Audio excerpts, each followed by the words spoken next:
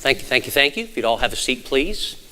Over the last 2 months, and in between, we had one little message that we stopped so that we could talk about the youth and the importance of the youth. Any chance you got the verses or no? No? Okay. So this is one of those days where if it could go wrong, it went wrong. We had people sick and things happened, and hey, what are you going to do? So this just happened to be a week that we are taking all the verses from 5 different versions from 5 different Bibles. And I wanted you to write these down so you could know the different versions and share the story with you. So I'll give you the verses today. You can write down the version of the Bible if you want to look this up later within the Bible that you have. You can look at them within there as well.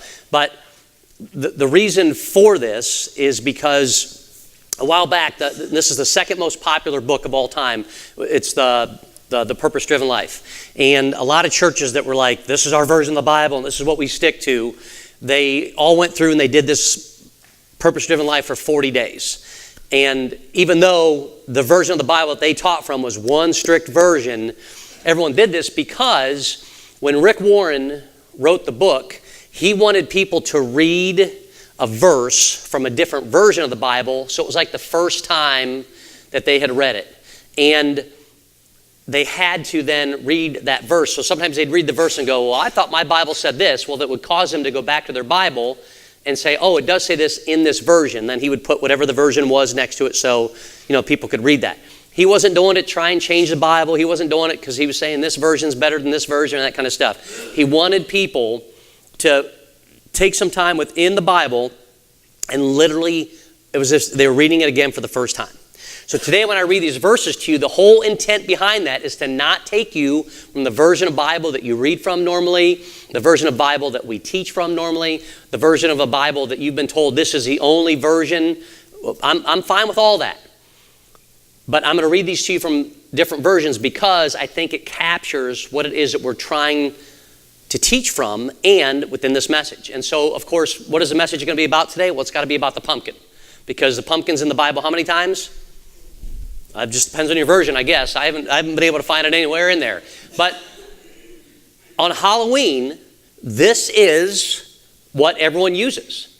But there's a story that's behind this story. And so somehow this pumpkin became famous for all of us, and every year people look to carve them, they put them out as decorations, they do everything about them. And some of you may know the story about the pumpkin, and some of you may not.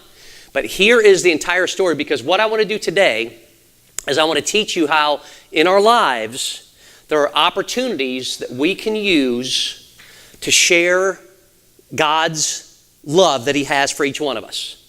And it could be a game that you play, it could be where you work or how you work, it could be someone that you work with. It could be a fellow student. It could be a coworker. It could be that person of faith. Who knows? Hopefully this will bring something to mind for you so that this will help you in sharing what God has done in your life. Because if we're not doing that together, then we're not really learning God's Word. And we're going to be a church that we're going to learn it, right? We're going to live it, and we're going to love others with it. Let's say it again. We're going to learn it, live it, and love others with it. So we're going to start with this pumpkin. And the pumpkin is an amazing tool, so to speak, that we can take out to share with others. And so every time you drive by our church now, you look and you see our pumpkin patch and you see the vines have died and now all these pumpkins are left. And there's the last time I counted 14 million pumpkins out there, roughly. So we've got work to do for October 20th, right? To go out and do that. But see, the story behind the pumpkin is that the pumpkin was never meant to be what it is now. The pumpkin was never meant to change. It was never supposed to be part of the story. And as believers, we don't understand the other part of that story until we become believers. See, someone that's not a believer can't see the other side until they become a believer, and then at times they're on fire and oh my goodness, this is the greatest. And there's other times where they kind of tread water. And then there's other times where it's they're kind of half and half. But they're able to see both sides. So there was a gentleman known as Stingy Jack. And Stingy Jack decided one night he was going to go out drinking, and he was an Irish guy. Now, I'm not ripping on anyone that's Irish here, but this just happened to be this is an Irish tale, and this is where this comes from. So this is where the pumpkin comes from. So Stingy Jack went out, and he went out drinking. And the more he drank, the more confident he got. And the more confident he got, the more he started playing games and messing with people. Well, it just so happened that the establishment that he ended up that night, the devil also showed up to drink. He wasn't having a good time of stealing souls, and he just needed to get away. And so Stingy Jack sat down, and he made a deal with the devil. Well, the thing about it was, by the time they were done, Stingy Jack had won their bet. But what the devil found out was that Stingy Jack had double-crossed him. And so, rather than be able to take him to hell, it made the devil even angrier. So, he thought he would double down. And so the devil doubled down to take Stingy Jack's soul. And just as he thought he had Stingy Jack's soul, Stingy Jack had turned the tables on him once again because he was not a trustworthy guy. In fact, he was evil. In fact, he was evil to the core. And he actually won a second time against that same devil. So Stingy Jack was so evil and so bad that hell wouldn't even take him. And he said, "You do not have a place in hell." And the thing about it was, heaven didn't want him either, because he was not about to give his soul to God either. So Stingy Jack kept his soul away from the devil and away from God, and he was going to live life the way he wanted to live it, and he was going to live in eternity where he thought he would live, but he was supposed to go to hell. But the devil wouldn't have him. So instead, there was a compromise made. And so Stingy Jack had to roam the earth with a turnip. And inside the turnip was a piece of coal that was put in it. And that piece of coal was an eternal flame, so that it was lit, and it gave him a way to walk the face of the earth, but to be able to see as he went. And he literally walked around because he had no place to go and no place for his soul to rest. So Stingy Jack, being Stingy Jack, would look for places that he could go to, and he would try to go to people's homes, and he would try to go to the different areas so that he could steal their souls, or he could take their place to live, and he could do whatever it is he wanted because he was evil. And he would win out every single time. And so the people of Ireland, they realized this. And so they started taking turnips, they started taking potatoes, they started taking whatever it is that they had, and they started making faces in them to scare Stingy Jack away. So these faces would be sitting there on whatever it might be that they had, and it was turnips and potatoes and sometimes beets that they were using to keep Stingy Jack away. The devil didn't want him, and they sure didn't want him. As time went on, more and more people took to this because they realized if they didn't have those turnips and those potatoes sitting out there with that face, that Stingy Jack could enter their home, and they wanted nothing to do with them. And so more and more of these popped up, and more of these popped up everywhere to keep his evil spirit away. And Jack supposedly continued to just roam the countryside, trying to find some place in which he could rest. Well, in the 1800s, in Ireland, there was a potato famine, and many, many people starved. And so a lot of those people got on the boat and they came across to the United States. And when they came to the United States, this tradition that had started in Ireland continued here. But the thing about it was people realized that they needed the potatoes to eat. And so these Irish farmers, these Irish settlers that have come all this way, started this same tradition to keep the soul of Jack away, because see, Jack could roam anywhere on the earth. And so they keep his soul out, and they started sharing the story more and more. Well, the people that he talked with, people that they'd shared with, they could all speak English. They were like, well, we don't want his soul, we don't want it here either. But they didn't want to use their potatoes because they use this to eat. And so because of that, they chose something different. And what they chose was the pumpkin. And nowadays, whenever you draw a face and you cut this out and you put a candle in it, that is known as the jack-o'-lantern. And Stingy Jack has become that jack-o'-lantern with his soul as he walks. Now, this is a fable, this is a story, and yet, by sharing that story with you, that's a story that we could all tell, right? I mean, that's a story like, oh, that's kind of cool. I haven't heard that before. I didn't know who Stingy Jack was. I didn't know anything about that. And, oh, that's kind of neat. Well, here, tied to this, and these people, and people actually believe this. And there's other people who are like, that stuff's not true, and whatever it might be, that's fine. But see, we can all tell that Stingy Jack story. And here's the thing. If you're having a rough day, telling that Stingy Jack story, it's actually kind of cool. Your kids get home, your grandkids get home, they come and hang out with you, whatever it might be. Hey, do you know the story of Stingy Jack? Those kids are like, no, I don't know the story of Stingy Jack. Well, this is really neat. In fact, let me tell it to you. Because this is why we use pumpkins nowadays. This is why in the United States the pumpkin is the very thing on Halloween that everybody sees. Because what other people used out of necessity, we used as food, so we took what we had left. And that's a great story. And now on Halloween, oh my goodness, I can scare my neighbor kids. I can scare my kids. I can freak my kids' friends out. I can do all those things. Some of that stuff's going through your mind right now. How could I possibly scare? Who can I have to help scare my kids' friends? That kind of stuff, right? But the story of Stingy Jack is a great one, to the point where if you have younger kids and you tell them that story, they may end up on your floor or in your bed at night thinking about Stingy Jack. We've all been there. It's a great, great story to share. But at the end of the day, we're only going to share it probably one time a year. We're only going to share it when it comes to this time of the year. And yet, I would challenge you that next year, and the year after, and the year after that, and maybe a couple years go by, but then your kids start to get a little more grown. You're like, oh, I can finally tell the story of Stingy Jack. Stingy Jack who became that jack-o'-lantern. Stingy Jack who was the light that goes in there to keep his troubled soul away. But see, we as believers, we have to also understand that there is always another side. As someone who didn't believe, I only knew one story. I only believed one story. But as a believer, there are two sides. And there's a story that I had before Christ, and there's a story that I have after Christ. But the after Christ story is completely up to you and is completely up to me when it comes to sharing our faith. So I'm going to give you these verses today, and I'm going to help you so that when you tell the story of Stingy Jack, you have to remember that as a believer, you and I have a second story. So here we go.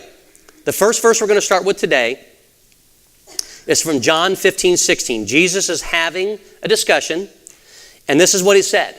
It says, you did not choose me, but I chose you and appointed you so that you might go and bear fruit that will last, and so that whatever you ask in my name, the Father will give you. So just as the pumpkin that is chosen out of that pumpkin patch. See, we'll go in there later, and if I sent you all out and said, go out and grab a pumpkin, once one person started for one area, you would go to another area. You would go to a separate area. You would go probably far away to go and pick that pumpkin. But there's going to be that one pumpkin that you're going to pick that you absolutely love. It could be the color of it. It could be the size of it. It could be whatever it might be. Now, for some of you, for the bigger ones, you're like, I'm going to have a smaller one because I don't have to lug that thing out of there for how big the pumpkin is. For others, oh, that's cute. I want to have it on the shelf. I'm going to paint a face on it, whatever it might be. But you go and you choose the pumpkin that best represents you. The one that you can put on display. The one that was part of the vine, and the one that, once again, is who you are. And so when God chose you as a believer, he picked you in the same way. He picked you and said, there's something special about you. Now, we don't feel special, right? We're like, there's no way I can share my faith. There's no way I can do this within work. There's no way I can do this with my finance. There's no way I can do it because of my past. There's no way I can do this with my struggles. Listen, God chose you. You are his special pumpkin.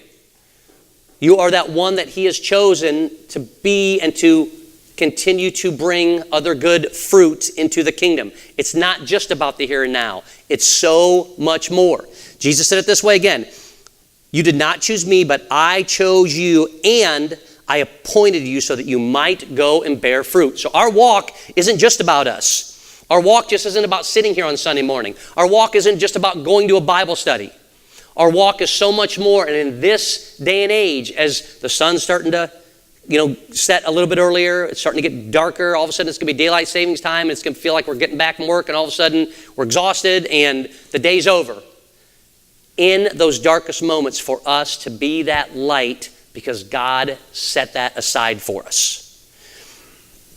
Next verse. This is from 2 Corinthians 5, chapter 5, verse 17. 2 Corinthians, not 1 Corinthians. 2 Corinthians 5, verse 17. This means that anyone who belongs to Christ has become a new person. The old life is gone and new life has begun. So when we come and pick this pumpkin, the first thing that we're going to do is we're going to mark it for what we're going to draw on it, but we have to cut something across the top. We've got to make a way to get inside of that pumpkin. And so in it, we go in and we scoop out all that stuff that's on the inside.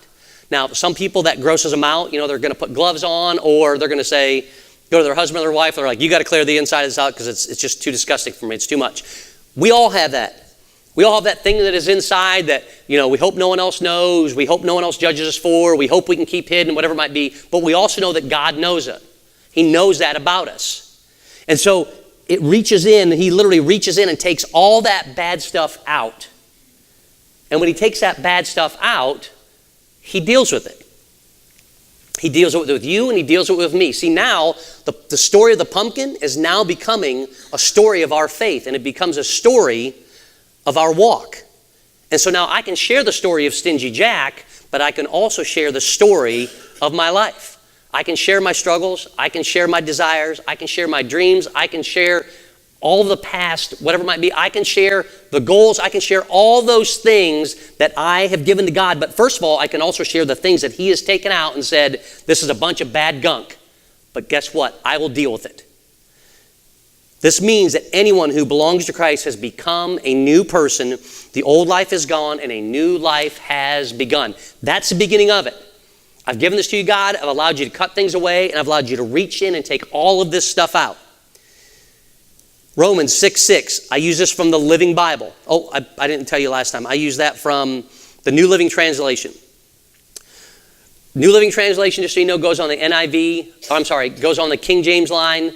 And there's two lines as far as the Bibles goes, the King James, and there's on the NIV. The Living Bible, this is Romans 6:6. It says, your old evil desires were nailed to the cross with him, that part of you that loves to sin was crushed and fatally wounded, so that your sin-loving body is no longer under sin's control, no longer needs to be a slave to sin. So see, when God takes all that out, he starts dealing with it. And as all that stuff comes out, we have to fill it with something. And before, it was easy to fill it with sin. Before, it was easy to fill it with, I'm hanging out until 3 and 4 in the morning on Friday and Saturday night. Before, it was easy to go, hey, guys, we're going to go out and do this. And yeah, it's probably not the best choice in the world, but it was fun. You know, we're going to go out and chase gals, and we're going to do, or even when it gets later where it's okay if I look at her, if I talk to her a little bit longer, or talk with him, or hang out with him, whatever it might be, all those areas that we know, if we were to ask God, are you okay with this? The God would go, no, I'm really not okay with it. I'm just not. And if we question it and we're not sure, then the answer should be, okay, God, we're going to do it your way. And if I'm not sure, I'm just going to stay away from it then. Which many times we do not. Listen to this verse again. It says, your old evil desires. We've all had them. I have friends of mine that are like, man, it was amazing to me how much I wanted when I was either smoking, drinking, or on drugs, or whatever it might be, whatever it was that had me. Every day, I just wanted it more and more and more. And then one day, I finally stopped and said, why do I want this so badly? You know, what is it? And so they got away from it completely. And yet, for some reason, they could be away from it for a year, or 2 years, or 3 years, or 5 years. And we hear this about people. I've been clean for this long. But then I suddenly fell off the wagon, or I suddenly went back to that way. When we do that, when we have that desire, those desires where we miss the mark with God are not from God. He doesn't want you to miss. He doesn't want you to sin. He doesn't want you to do the things that this world would have you do. Because he also knows that when you choose to do that, there's so many people that are looking going, oh, I knew that about you. Oh, I told you so. There was no way that guy could make that change. So when those desires come up, and we know they're not of God, if they're not of God, then they're of the devil. And if they're not shining light or showing love, then they're evil. Your old evil desires were nailed to the cross with him. Which many times we ask, well, why me? Why would Jesus die for me? How could he possibly die for me? Are you kidding me? I mean, look at what I've done and look at where I've come from and look at all the mistakes I've made and all those things. Why would he do that for me? I'll give you the answer here in a little bit. That part of you that loves to sin was crushed and fatally wounded. So that part that had that desire, it's gone. Does it pop back up again at times? Yes, but it was crushed and fatally wounded so that your sin-loving body, our natural desire, the part that's in us, we want to sin. Why? Because it's fun. Because it brings pleasure for a little while. Because it's kind of a cool thing. It's kind of the in thing, whatever it might be. But for each one of us, it only lasts a little while. And God wants it to last eternally. And so that's why he uses something as simple as a pumpkin, to remind us. He says, so that your sin-loving body is no longer under sin's control, no longer needs to be a slave to sin. So you don't need to be a slave to it anymore. So if you're someone right now that's going, man, I'd love to tell the story of the pumpkin. I can definitely tell that story of the stingy Jack, but man, when I get to the next part of it, I'm just not so sure that I can do that. God can put that in you so that you can. But you have to make the choice to do so. Next verse. Psalm 71, this is David. This is from The Voice. If you never read The Voice I really love as far as the Bible goes. It almost makes it, if you're someone that likes plays or musicals or things like that, where it speaks back and forth and has the different characters. So that you could be literally a character within The Voice, where God is speaking to you and then you have this discussion back with him. And this is the discussion that David had back with God, or discussion that you and I could have back with God. It says, I will shout for joy as I sing your praises. My soul will celebrate because you have rescued me. See, eternity is at stake for everyone. You've been rescued. And so in our lives and in the moments that we have and in these moments where we meet people or talk with people or get a chance to be that example, we've been rescued. The life preserver has already been thrown. You don't have to worry about falling in anything. You don't have to worry about death because God's got you. And we need to react and act in such a way that we were rescued, and we want to share that story. And in the last verse, and this is from Matthew 5, verse 16. This is from the Message. Probably my favorite version of the Bible. I used to give this to students as they were graduating, and they would tell me that they would read the Message. They would read more within a week after I gave them the Message, and they read their entire high school career, or whatever it is, 4 years. Just when I gave them the Message, they'd read more within a week than they read for the 4 years of high school. And we want to help our young people get to that. The Message breaks it down in a paraphrase. It takes it and makes it into a story. It doesn't take away from the Bible. It helps you to read the story and then dive back into God's Word. It says this. Here's another way to put it. You're here to be a light, bringing out the God colors in the world.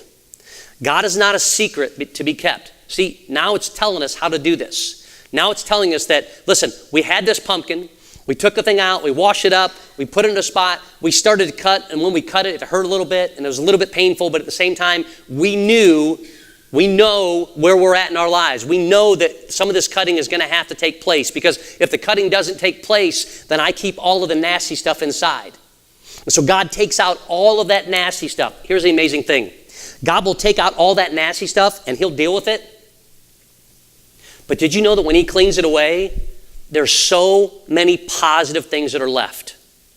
One of my favorite things to eat are pumpkin seeds. They have these little bags where you have like sunflower seeds and that pumpkin seeds. They're like the saltiest thing ever. Probably not good if you have a heart problem, but I guess I don't have one yet. And so you get these things and they're just covered with salt. They're the best. But when you clean those, you can throw those in, throw salt on top of them, and you can bake them. And you can come back and you can eat those seeds one by one. But all that gunk that was there is all gone now because it was washed away. See, with God, he does that with us. He washes that all away. Do we trust him enough to say that he has done so? And then on the inside of the pumpkin, and once again, you only want to do this if you have an organic pumpkin, you can take the insides of that and you can make all kinds of fun stuff that's pumpkin everything. And isn't it amazing? Think about this for a second. Isn't it amazing that it tastes best during the fall? I don't know what it is. It's something that is unreal, but like all of a sudden toward fall, everyone starts coming out with pumpkin everything, right? It's like pumpkin donuts and pumpkin spice this, and pumpkin spice creamer, and pumpkin spice coffee, and pumpkin spice bacon, which they don't have, but they should, because how good would that taste right now? People didn't eat bacon in the Bible. But we get to, so they should pumpkin spice it. But it's amazing how it tastes great. And then once the snow hits, it doesn't taste as good, does it? But you know what does? Peppermint. Deanna came in yesterday and she goes, guess what I got? And we're all standing there like, what? And Nathan had one of his baseball buddies there and we're like, what'd you get? She's like, peppermint ice cream. And he was like, what? I mean, he just met her. She's like, yeah, I got peppermint ice cream. She goes, doesn't that sound good? And I said, no. He's like, no, it sounds terrible. But when the snow flies and it's winter, it might all of a sudden sound better. Why is that? We don't know. It's just a natural thing that takes place. Hot dogs on the grill. Isn't it amazing how you get through 9 months of winter and then we get to when the sun actually comes out and it's a little bit warmer? Man, how good do hot dogs on the grill taste when it's summertime? There's something special about it. But the thing with us is that we have to realize this. We too often wait for that right season.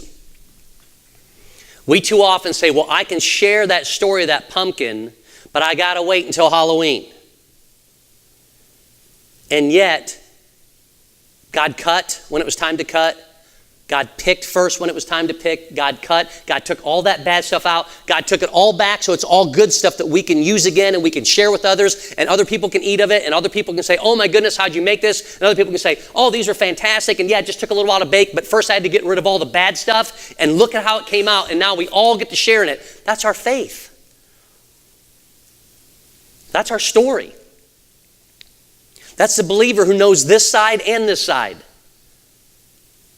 Some of you are going, listen, I'm not a real talkative guy. Be that light. Be that light, but be prepared so if people ask you that you can say, I screwed up, I messed up, I was bad, I did horrible things, but it's amazing the difference that God made in my life. I've shared this story with some of you guys before, but I used to be in a golf league at the church that I was a youth pastor at, and the first time they asked me to be in this league, I'm like, yeah, I'll come out and join this league. And it was just kind of a fun thing. And they separate the teams. There's 4 guys on every team. And they have guys rated as a 1, 2, 3, or 4 based on your handicap and, whatever it might be.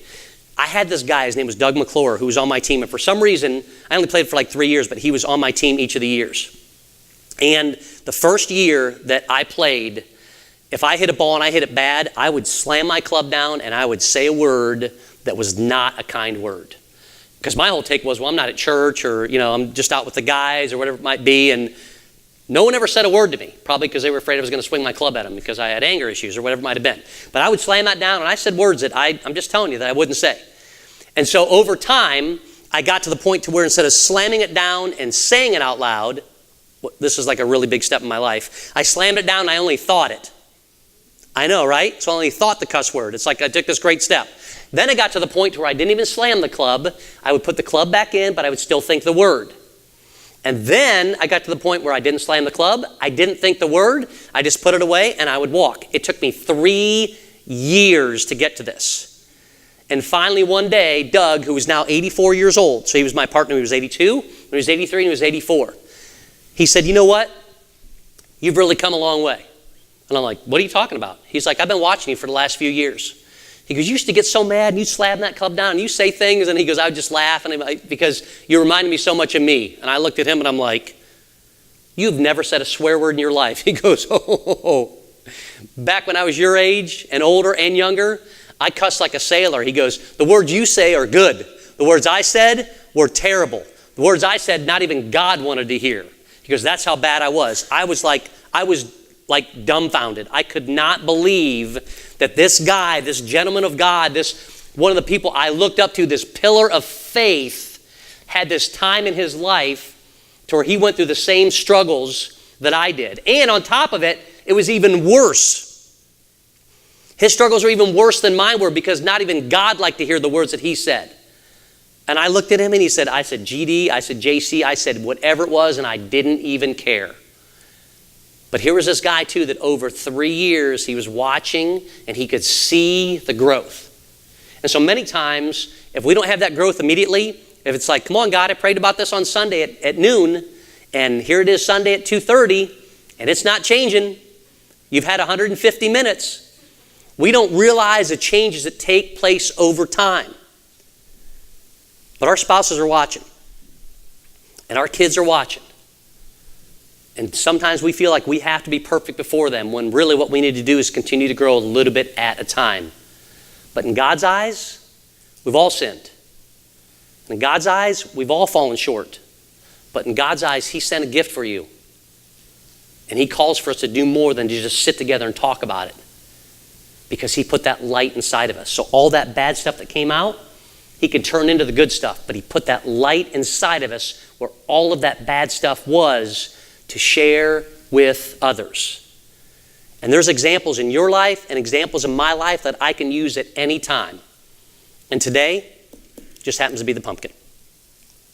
Let me finish this verse for you. Hold on, because I have to pull this back up. Maybe. Matthew 5, verse 16. Jesus is saying this again. Here's another way to put it. You're here to be a light, bringing out the God colors in the world. Have you ever thought about that in your life? There are certain colors that when we see them, we can barely even comprehend. I think one of the saddest things for someone to be is to be colorblind.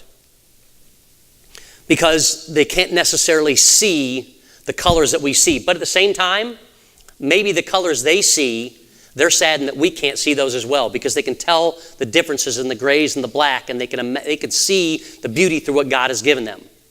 But there's times when we see a sunset. There's times that we see a sunrise. There's times when we see the stars in the sky. There's times when we see fog and mist. There's times when we see whatever it is, sometimes in Ohio, when we see the sunshine. Right? Wow, the sky's blue. Have you ever... Even in Ohio, the sky's blue. Who knew? We see those colors, and they are God's colors. That only God could paint a picture like that. That only God could put that sunset on that canvas that is His canvas. You're God's colors. Your colors represent God. People should be able to see you in such a way that they can't explain it. That guy doesn't have, or that guy's past, I don't know. I don't need to know. All I know is what I see now. There is something different about it. And he can't explain it, or she can't explain it, and I can't explain it. And when that happens, that is God's fingerprint. And it could be God's fingerprint on you. Don't miss on that. Bring out God's colors in the world. God is not a secret to be kept. We're going public with this. As public as a city on a hill, if I make you light bearers, you don't think I'm going to hide you under a bucket, do you? If God's taken all that gunk out and turned all into good stuff and put a candle in there, you don't think He wants to hide it, does He? On Halloween, we don't just want to hide our jack-o'-lantern. We want to be able to put that candle inside of it so they can see whatever's in it. And I'll tell you what, there's some amazing, amazing people out there if you want to go out and look at pumpkin art of what they've done to pumpkins. It's unbelievable. Like, that is so cool. That amazed me. That has amazed me. Listen, as a believer, when you are walking in faith and you're not hiding it, I believe God and I believe His angels look and go, that is so cool. That's what we want to see. That's the example. And you know who else does? Other believers. And maybe even some non-believers. They need to know that there's hope in this world. They need to know there's a chance for eternity. They need to know there's more than just what they're going through every single day. They need to see your God-given light and my God-given light. Jesus finished it up this way. He says, I'm putting you on a light stand. Now that I've put you there on a hilltop, on a light stand, shine. Keep an open house. Be generous with your lives. By opening up to others, you'll prompt people to open up with God, this generous Father in heaven. Keith sent me this week, and I loved it, so I wanted to make sure I shared it. And it was all on being a Christian is like being a pumpkin. He says this, God picks you from the path and brings you in. Then He washes all the dirt off of you. He opens you up, and He scoops up all the yucky stuff. He removes the seeds of doubt, seeds of hate, seeds of greed, of lust, of whatever it might be in your life. Then he carves you a new smiling face. See, when they carved those faces in the turnips and that, they tried to carve scary faces to keep Stingy Jack away. But then people changed it and they're like, you know what? I'm happy with my life. And I want to show people that I'm happy. And I want to show that there's a difference. He carves in you a new smiling face, and then he puts a light inside you to shine for all the world to see. So yeah, we're just a church on a hill. We're just a little church. It isn't a big mega church. We don't have big fancy roads driving all around us. We're not in this huge community. You know, we don't have 5 million people, and we don't have sports teams here, and we don't have any of that stuff. But what we do have are believers who all those things have happened to, who had everything cut away and who had everything pulled out, who had it all washed away, and then had a light put in them. So my challenge to you this week is this. Be prepared to tell the story of Stingy Jack. Tell it to your kids. Tell it to their friends, regardless of age. Because I think even a high schooler, I think even a college kid would like to hear that story. But don't stop there.